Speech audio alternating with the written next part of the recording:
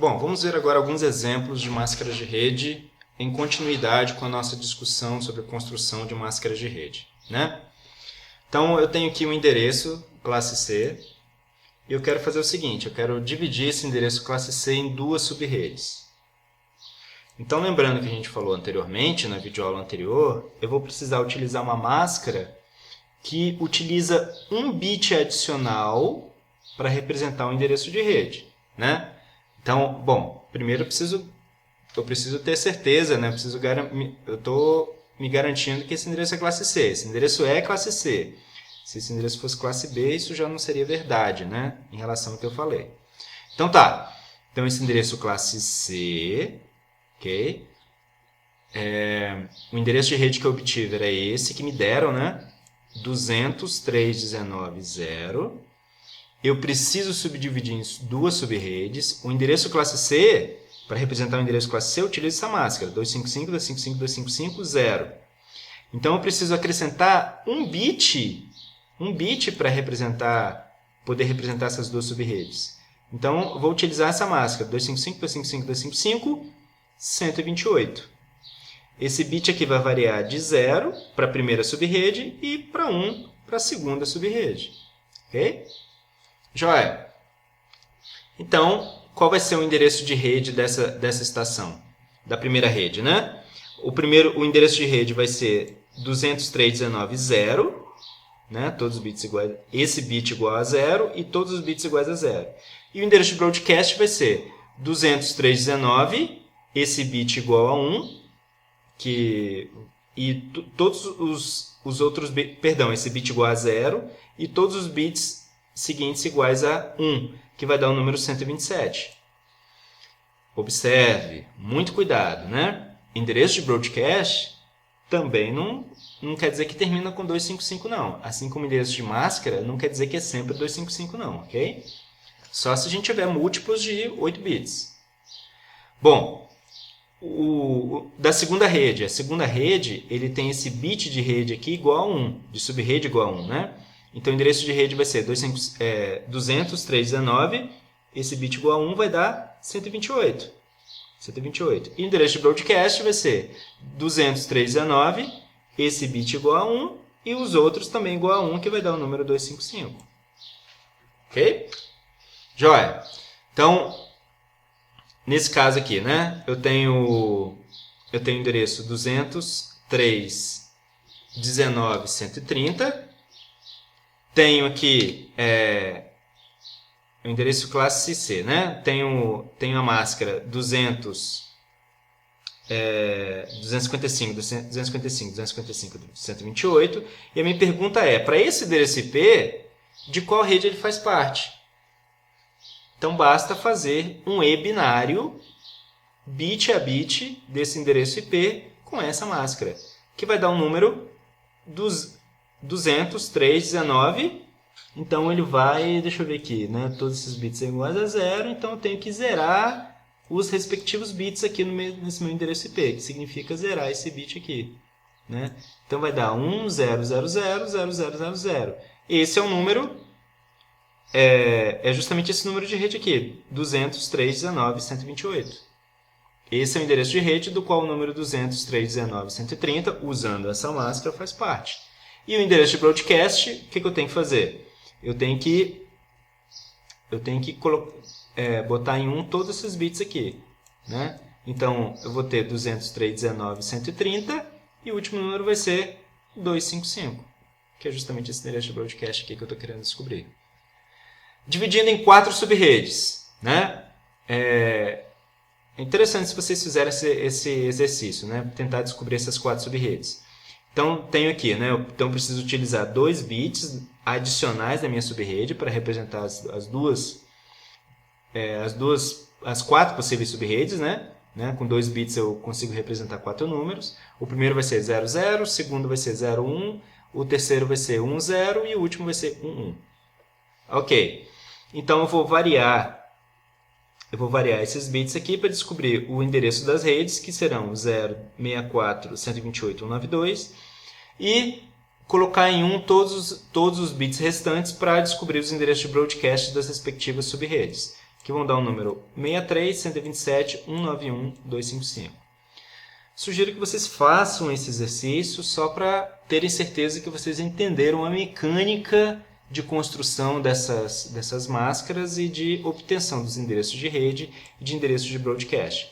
Provavelmente vocês vão precisar de uma calculadora para facilitar a vida de vocês, obviamente, né? Uma calculadora para fazer a conversão de decimal para binário, binário para decimal. Ok? Joia!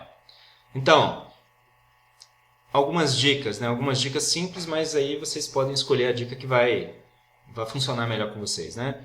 Dica para identificar a quantidade de subredes, né? Então a gente pega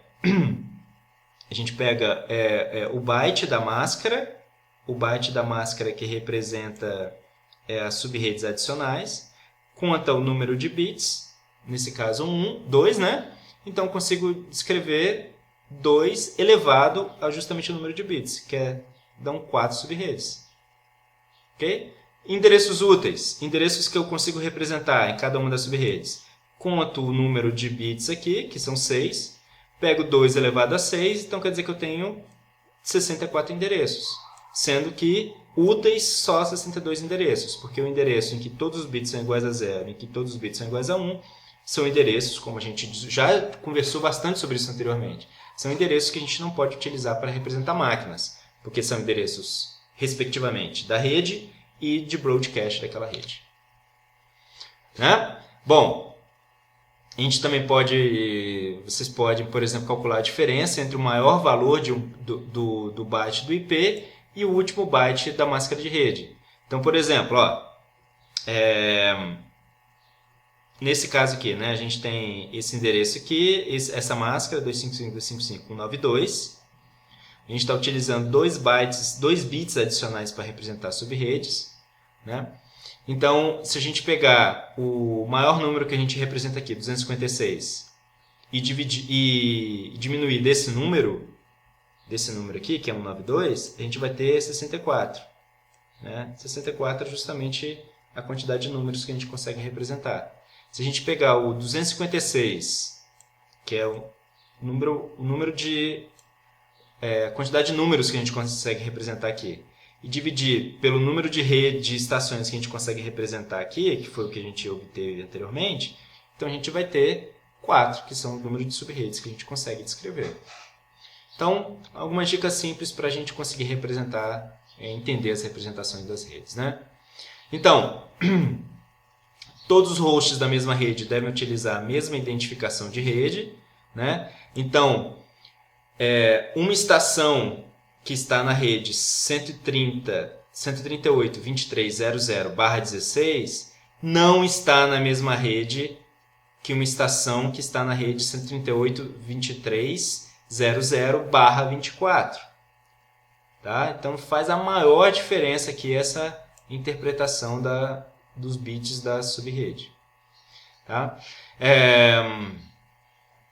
Então, para a gente saber, né? A gente saber se está na mesma rede ou não, a gente precisa pegar os 2 endereços, aplicar a máscara, e aí a gente tem um número que é a representação da rede, onde eles estão.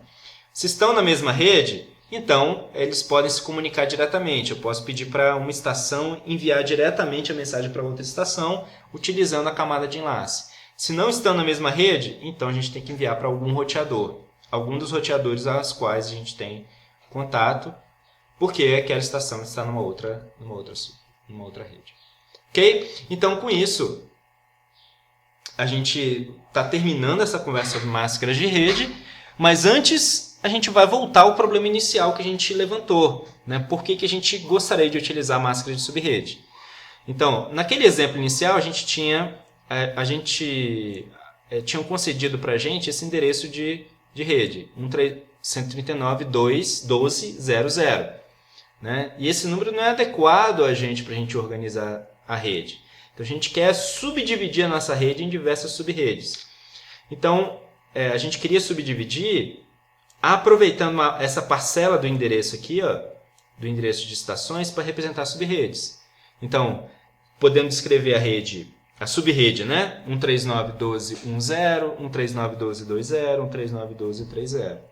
Bom, para isso considerando o que a gente já viu anteriormente, né, o que a gente já discutiu sobre subredes, a gente vai configurar essas subredes da seguinte maneira, utilizando a máscara 255, 255, 255, 0. Então vai ser esse último 255 que vai dizer que a gente vai utilizar esse byte aqui para representar as subredes.